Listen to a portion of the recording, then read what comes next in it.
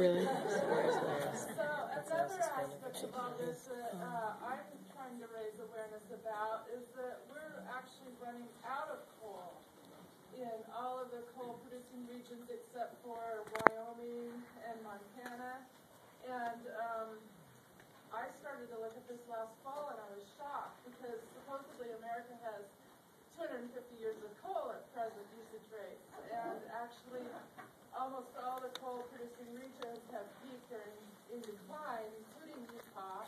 And so the coal from Wyoming is supplying 40% of the nation's coal and is going all across the country. And the leases there, when they run out in the next few years, they have to go after harder to get coal. And the mines everywhere are going after harder to get coal, so that makes it more dangerous.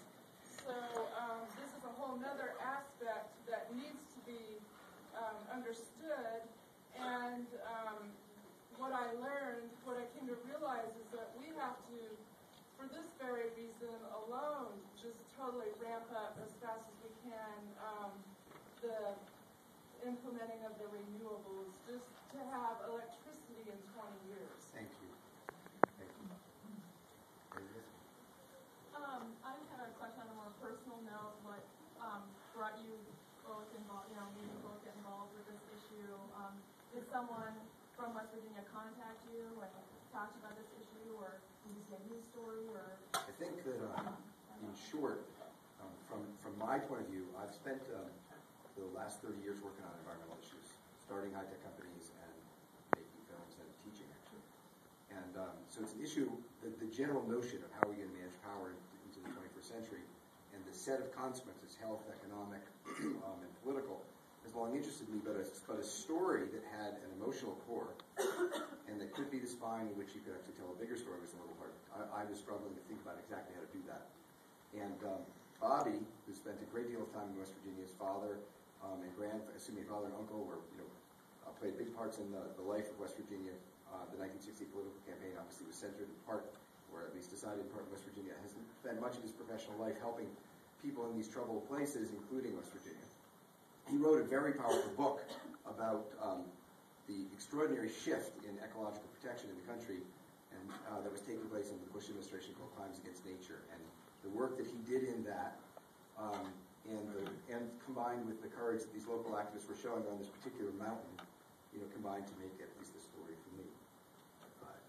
I've been involved in West Virginia for probably 27 years since I started as an environmental attorney and activist. I bring lawsuits there. 2 years ago, I had a 6-week jury trial in the state, won the biggest judgment in the history of the state. I've brought dozens and dozens of lawsuits against the coal industry and others in the state of West Virginia. I filed another 2 lawsuits in Appalachia last week.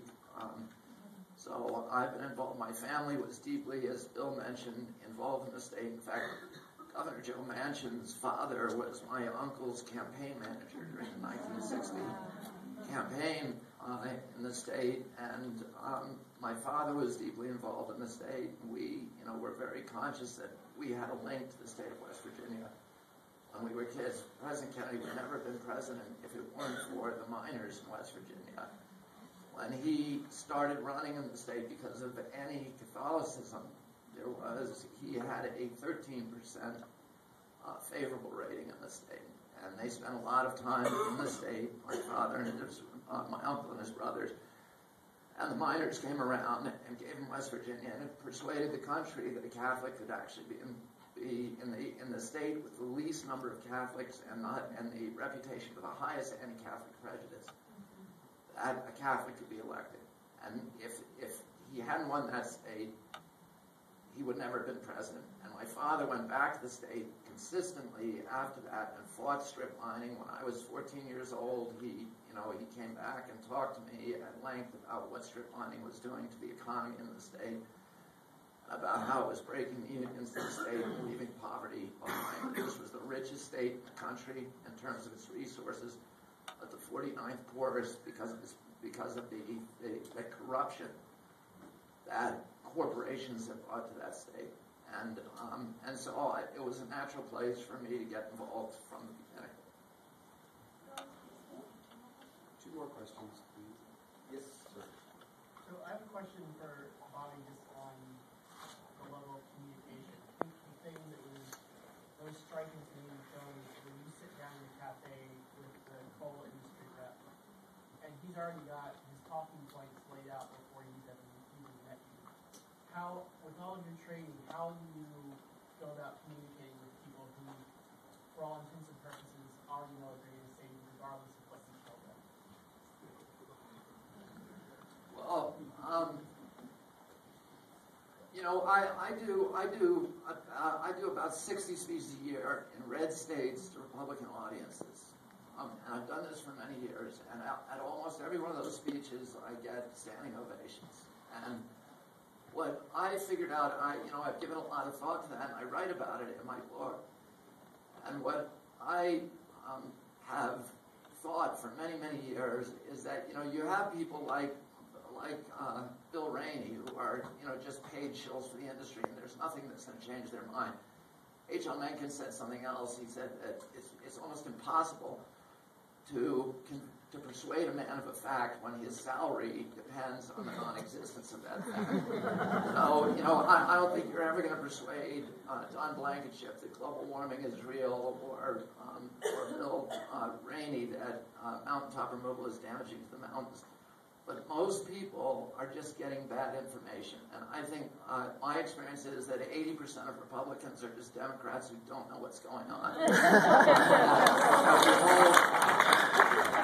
We all share the same value system, and that if people had the right information, but unfortunately the press in this country is broken today. And we have a negligent and indolent press that began being dismantled when Ronald Reagan destroyed the Fairness Auction in 1988. So today, the public airwaves, which are owned by us, not the networks, they have no obligation anymore to serve the public interest. And their job was to inform Americans about issues that allow us to make rational decisions about our democracy. You can't have democracy without an informed public. But today they no longer have that obligation, and so their only obligation is to their shareholders, and they serve that obligation by increasing advertising revenue, by increasing audience size. How do you do that? Not by talking about difficult issues like this one, but by appealing to the prurient interest that all of us have in the reptilian cores of our brain for sex and celebrity gossip.